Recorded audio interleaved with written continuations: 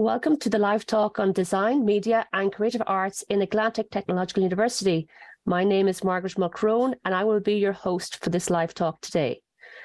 Today I'm joined by Dr. Gavin Murphy, who's lecturer in art, history and critical theory in ATU Galway, Rona Trench, lecturer in performing arts, and Jill Beardsworth, who is a graduate of the MA in creative practice at ATU Galway.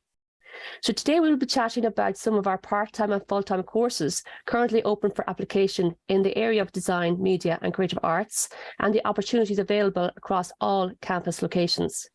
So before we get started, I'll just mention some housekeeping. This session will be recorded, but attendees will not be visible. Our talk will last for approximately 30 minutes, and we're not taking questions within this talk itself. However, if you want to head to the live Q&A session of our virtual evening platform, you can submit any questions there and our team will be delighted to get back to you. So firstly, we go to you, Pádraig. There's a wealth of creative courses available to help upskill in disciplines such as AR and VR, but we focus our discussion maybe on the MA in User Experience Design in Applied Innovation, which is available as a full-time or part-time programme in ATU Donegal. So can you tell me who this course would actually be suitable for? Thanks, Margaret. Our student intake's quite diverse, actually. So we've anything from recent graduates coming through from design backgrounds like graphic design, animation, digital media, but the majority of students they're already working in the digitech sector, and they're either looking to skill up or gain promotion within the current roles or to move position within the current workplace. And a lot of people just want to know a little bit more about user experience design, and they use this course to do that. But we've got students ranging right from senior leadership positions and management positions right down to recent graduates and early people that are early in their career. So while many of the students are from across Ireland and UK, we also have students from Tokyo, Rio, Berlin, and a few other places as well. So that's kind of in a nutshell. It's quite diverse. Wow, quite broad range of geographic locations in Tokyo. I'm very impressed with that one. And how do students actually learn on the course? Well, it's slightly different as far as MAs are concerned. So it's 100% online and it's a master's in a year. So there's not too many of those that you can do at the moment. So it's 1 day per week. So it's usually a Friday, 9:30 in the morning, right up to 4:30. So if you're doing it and you are working, you do need permission from your employer if you want to attend the course. And some people do that in different ways. You know, someone might work extra in the 4 days before and lead up to get the time off, or they might be specifically doing work for that company, which they're allowed time for. So we use, I suppose, as far as learning them, we would use Microsoft Teams a lot, Blackboard as well. I know the college has signed up for that, or the uni signed up for that. Microsoft Teams tends to be used a little bit more because that's what our students are really used to. We also use software then like Miro and Figma for prototyping and sharing collaboratively because it's 100% online. So all the classes are live and they're recorded. So if you miss a class, you can always catch up on it. But the students work on individual projects as well as team projects. So you're expected to do quite a bit of work outside as well, where you're meeting with your team or your individual research. So there's a good mix over the 3 semesters. And you're actually right, their teams would be used, I suppose, as software on all our 9 campuses between Donegal, Sligo, Galway and Mayo for all of our programs. So the work-based learning project, would there be one, I suppose, for that program as well? There is, yeah. So like we've a high success rate in terms of alumni employments and promotion within the digitech sector. And that kind of area really looks favorably on that master's module, the work-based learning outcome, and it often leads to employment. So many students are working remotely as well. And there's a really strong alumni group there as well who have got to the point now where we've been running for 5 or 6 years and they're starting to employ as well. So really that's the digitech sector seems to be where it's at as far as alumni is concerned, but it's coming through that work-based learning project that's a kind of a bolt-on to the postgrad that you can do over the summer months, which is really beneficial for the students. So with that sector booming at the moment, I suppose there's lots of kind of opportunities out there for graduates at the moment, is there? Oh, absolutely. Yeah. And we're connected very much into industry, and we have a lot of live projects that happen, anything from, module specific live projects right into placement opportunities and internships as well. And I suppose, with the full master's award, people can't commit to the full master's. Is there flexibility around the exit points? Yeah, like if you think about it, like it's really semester one from September to Christmas is at 12 weeks. You have a few weeks either side of that and breaks in between. But it's really two 12-week semesters, which will take you right up to postgrad diploma. So by the time you get to May, you could exit at that point with postgrad, or if you decide and the time is right to have a work-based learning project, you can go on and do the 30-credit top-up master's module, which is useful. But if you just want to dip your toe in, and we've had students as well that just come in to do one module, and they can get the credits for that as well if they want to come back the following year and continue on. So there's that option too. And that's actually very attractive, the single module approach, just to get a taster and then progress from that. That's brilliant. Thank you very much, Pádraig. Thanks, I'll move on now to Dr. Gavin Murphy, who's Programme Chair on the MA in Creative Practice in ATU Galway. Gavin, would you mind talking a little bit about the course and who is it suitable for? Hello, Margaret. Yes, I'm Programme Chair for the MA in Creative Practice, and generally, it's suitable for artists of all shapes, sizes, and types. So multimedia artists, painters, printmakers, sculptors, ceramicists, socially engaged artists. We would also widen out to include animators, graphic designers, filmmakers, both fiction and non-fiction. So it's a very wide-ranging course, and that in a way, that's one of our selling points, is that we try and embrace as many different disciplines within the creative sector that we would have expertise for. So the kind of student that we're kind of that has come on the course and who we attract are generally students who are looking for time and space to do their own thing, that they haven't always had that opportunity. They might be out in the workplace and so forth. We will have students who are looking to renew their practice after a number of years out in the field, and hoping to take on board fresh ideas, new perspectives.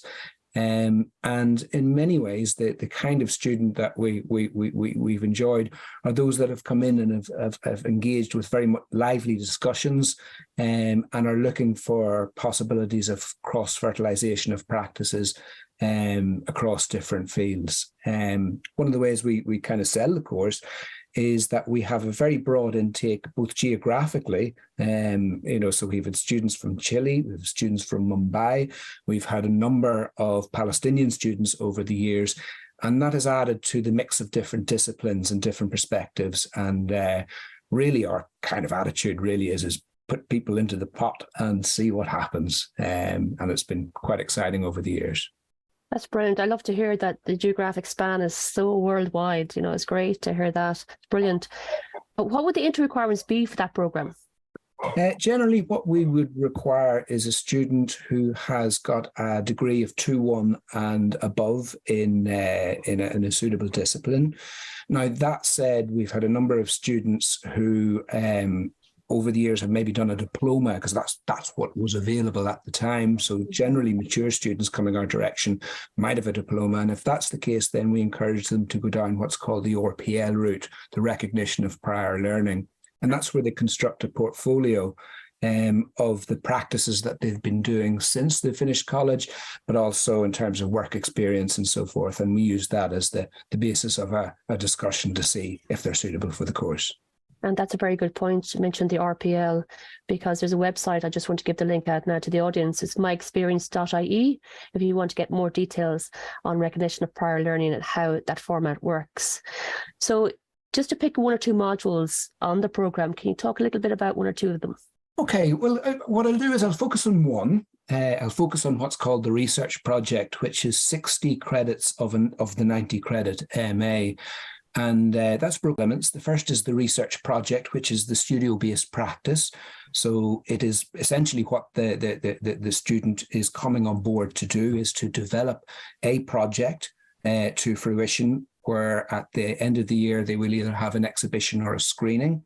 And that would be 2/3 of the research project, where they're going to be studio-based and develop that practical element to their work. The second strand, which is 1/3 of the module, is a written element, and that is a supplement to their practice, and that will involve looking at some of the key themes and ideas at the heart of their practice. It will be looking at comparable practices, so who are the best working examples in the cultural field that we need to know about. And then finally, it's a discussion on their own practice as well. And as I say, that's a supplement to the major project, which they'll develop over the course of the year. Brilliant. That sounds brilliant. And that exhibition, is it like an online exhibition or on campus? It's on campus. In previous years, we've had it in the Connacht Print Works. We've had in the Connacht Tribune. In more recent years, we've had it within the college in September, usually the second, third week of September. Brilliant. And that probably creates a great networking opportunity as well with other Absolutely. artists and academics and people from industry as well.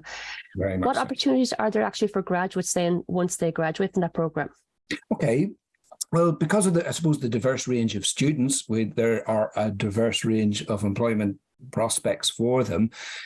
So generally, if they're a practicing artist, they're looking to professionalize that and use the MA as a springboard for further exhibitions. It also offers opportunities to move into curation, into socially engaged projects, as well as a level 9 qualification generally is a good route into teaching, into lecturing. So those would be some of the fields. And of course, because if we're filmmakers, they're going to be looking to work within the documentary sector. They're going to be looking to develop scripts, production material, and so forth for I suppose, major productions.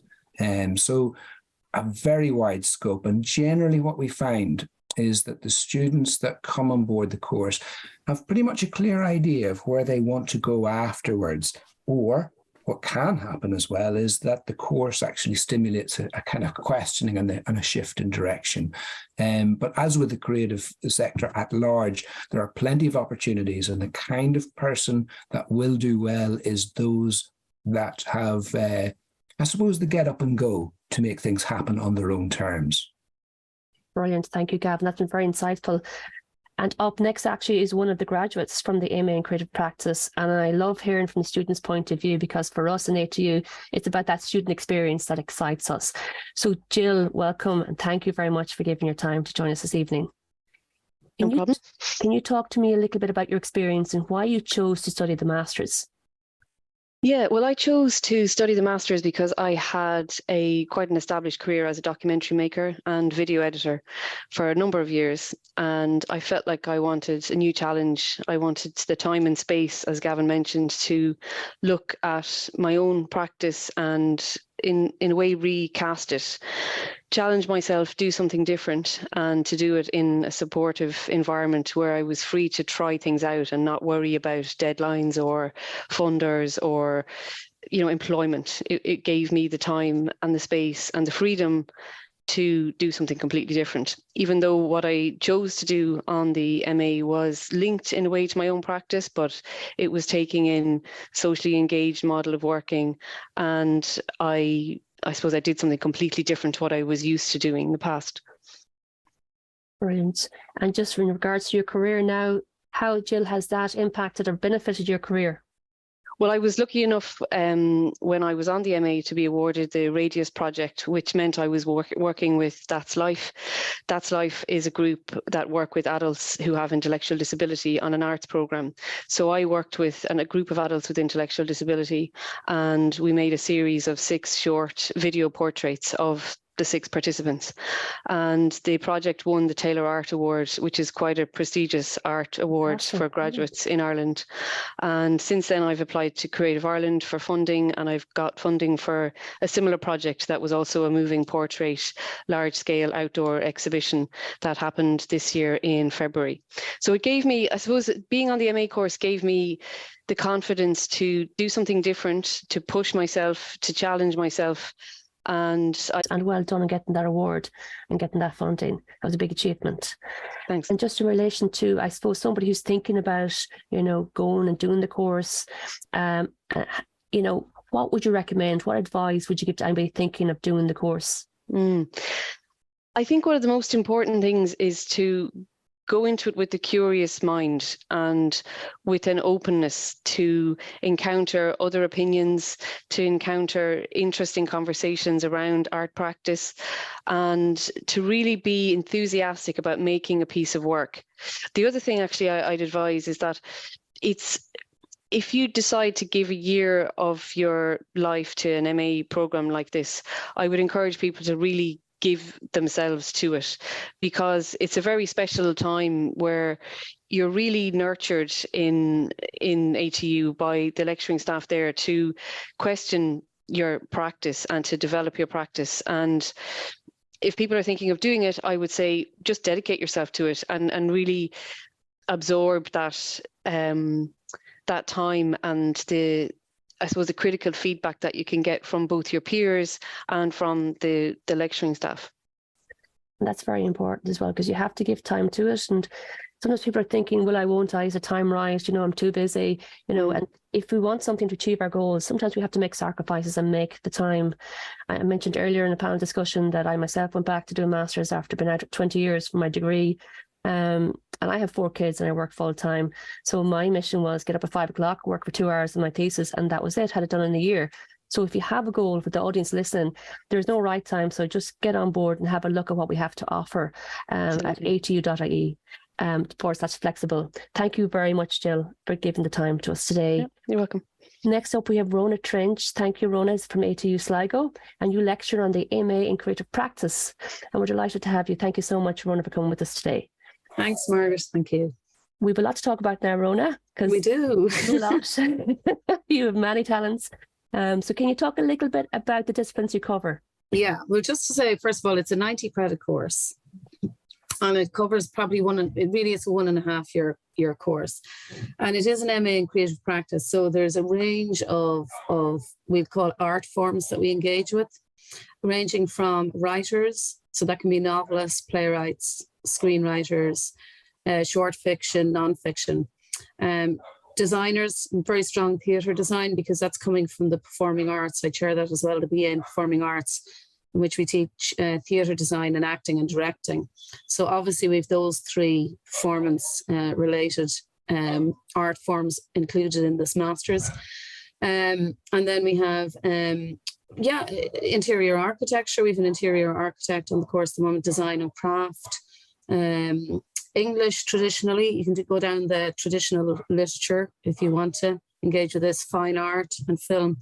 So it seems like, God, we're trying to be everything. But I guess what we are is we're all creative practitioners, and all of us who lecture on the staff are also working in the industry in some form or other. Right, yeah. And the other thing we like to do is, of the 16 that we take in each year, we like to see a mix of creative artists in front of us. So I love to write. I like to playwright. I like to write a little bit on short fiction or a story, and I direct. But I don't do that on my own. I respond to the world around me. I worked with actors and performers. I suppose the nature even of writers, which might seem solo, you're speaking to that collaboration of a world out there. And I suppose the philosophy of the course was written with that in mind. And then the lecturing staff are all from different disciplines as well. We co-teach, we team teach, we team supervise. So, if you come in with a particular goal in mind, you might be an interior architect, but you might like to do a small bit of writing. As long as we know your major art form in your statement of intent, we feel we can find you a suitable supervisor, and then we'll always have a co-supervisor. And sometimes that supervisor pairing might be a 70-30 split. It depends on your statement of intent, but we really try and match that kind of support with what it is you're trying to achieve. So that's one of the things about I guess the disciplines we cover and why.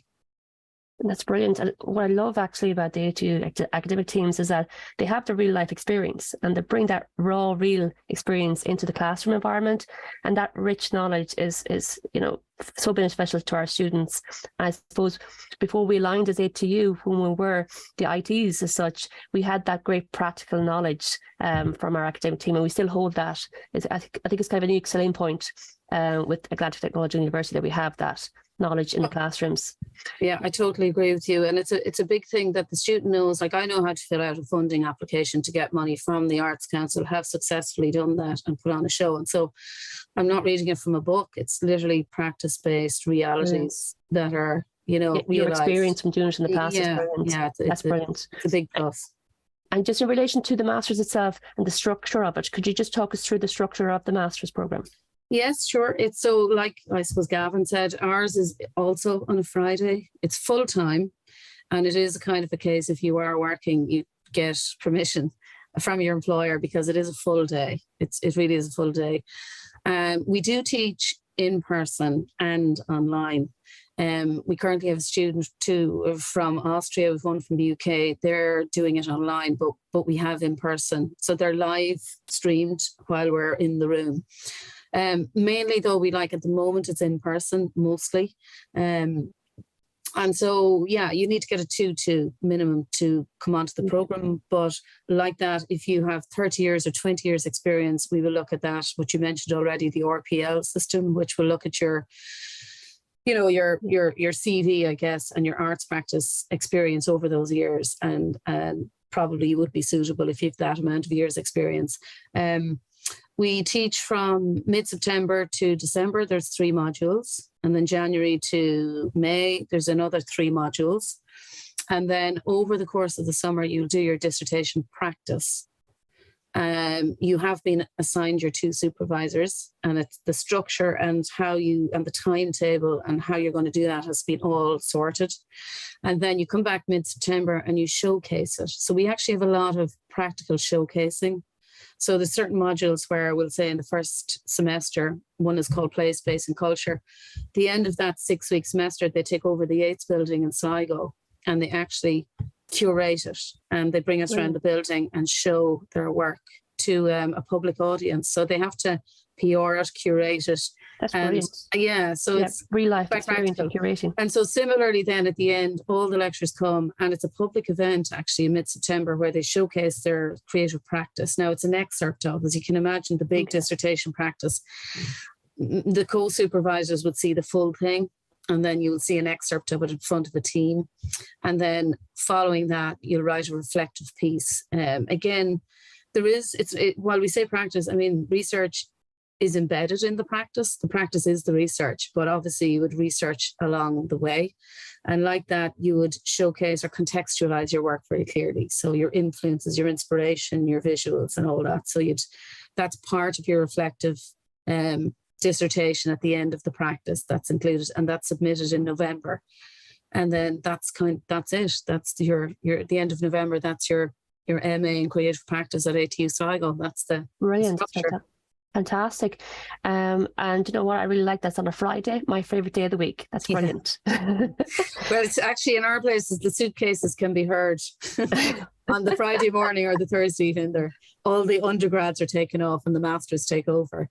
Brilliant. And I like the mention of international as well, because we do have a lot of international students, and tonight we have an international audience, which is very good. You know, we do attract a lot of international we've had a student literally from Australia who I was going to say Nuala, the poet Nuala Nigolan, Nessa Nigolan, and she wouldn't mind me mentioning her. Amazing woman, came over with a bit of Irish, but actually became really proficient at Gaelic and storytelling, and wrote a fictional novel based on a 16th century story. And she had Anne-Marie Kern, a well-established poet in Ireland, very well-published, Faber and so on, as her supervisor, but just an amazing project. Brilliant. That's a lovely story to hear as well. And she came over really during lockdown, and she said that this was her home, even though it was her great-great-great sort of grandfather that left Donegal. So, you know. Yeah, brilliant. But just double checking, like Irish is not a requirement, is it, for the No, not at all. But do you know what? It wasn't at all and isn't at all. But what brilliant. But lovely to have it. Yeah, well, the thing is with that, we thought we will find you, if we can at all, and we find your project interesting, we will find you a supervisor so we can go out to find those areas of expertise so we can cover it.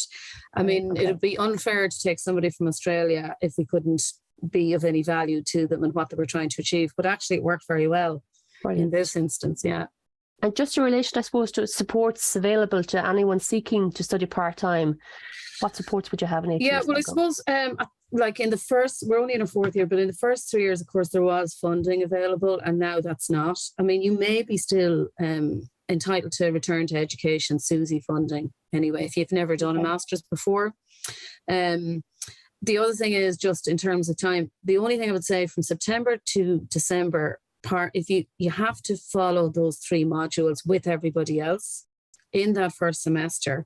And then after that, you can take up to 5 years to finish the rest of the master's. Okay. You know, that's the part, but you do have to follow the first 3, which is, I'll just, because I know the modules off by heart. In the first semester, we have a module called Place, Space and Culture. So you would do that. And then the other one is the creative practice research methods, which you would do. And they're not running concurrently. We actually teach the first one in 6 weeks. That's done. And then we do the next one in another 6, and that's done. And the last one is Introduction to Dissertation, where you would be assigned your supervisors. And that's more a one-to-one. And once that's all set up, you are clear, if you like, then to follow the part-time route, if you want. And then just in terms of supports, there's always, you know, you're allowed audit or any undergrad modules. You know, the way you might want to refresh or develop new skills or refresh your crafts or your technique. If we know, and with permission with the lecturers at the undergrad, we seek and that these students can audit those courses just to sit in on them and refresh, given that if they're not working, we're only on a Friday. So they've the rest of the week to sit in and become a real student. Brilliant, brilliant. So what kind of projects do the students get involved in? Yeah, we've had we've had really interesting ones. I mean, I'm just thinking of at the moment. There's a student interested in funerary traditions in the Northwest that have died out. And so she's excavating and interviewing people about the relationship. It might sound very grim with the wake and not what we know about wakes. It's excavating, old stuff about wakes that are still in tradition here, or burial. Different counties, and even within a county, different places have different traditions. So that's one example.